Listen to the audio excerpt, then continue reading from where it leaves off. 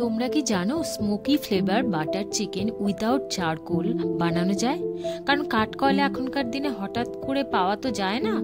তার বিকল্প হিসেবে এখানে কি ইউজ করেছি রেসিপিতে দেখে নাও। আর একদম রেস্টুরেন্ট স্টাইল বাটার চিকেন কত সহজে ঘরে বানানো যায় সিম্পল বেসিক ইনগ্রেডিয়েন্টস দিয়ে দেখে নাও।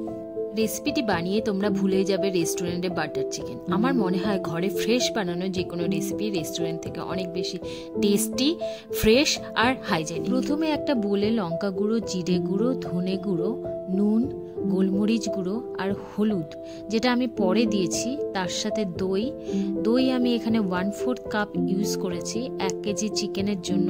এই মশলাগুলো তার সাথে 1/4 কাপ মাস্টার্ড অয়েল দিয়ে ভালো করে মশলাটিকে মিক্স করে নিতে হবে। এবার চিকেন দিয়ে ম্যারিনেট করে রাখতে হবে কমসে কম 1 ঘন্টা।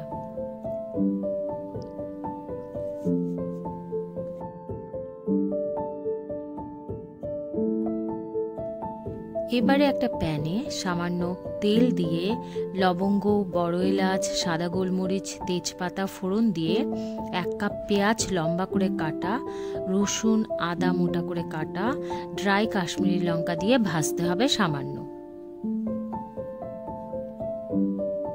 এবার টমেটো দিয়ে দিতে হবে।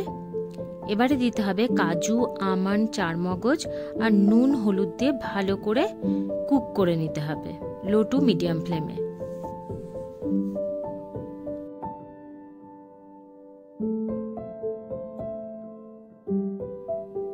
ভালো করে কুক হয়ে গেলে মশলাটিকে একটু ঠান্ডা করে গ্রাইন্ড করে নিতে হবে। এবারে প্যানে বাটার দিয়ে ম্যারিনেট করা চিকেন দিয়ে দিতে হবে আর ফ্রাই করে নিতে হবে উল্টে পাল্টে লো টু মিডিয়াম ফ্লেমে। মনে রাখবে এখানেই 70% কুক হয়ে যাবে।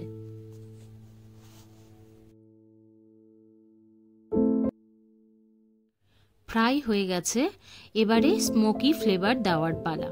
ফার্স্টে একটা স্টিলের ছোট বোলে একটু বাটার দিয়ে বসিয়ে নাও মাঝ বরাবর। এবারে নারকেলের সেলের 1 টুকরো নিয়ে ভালো করে জ্বালিয়ে নাও। সেলটাকে এমনভাবে জ্বালাবে যাতে সেলের পুরো পোর্শনটাই জ্বলে।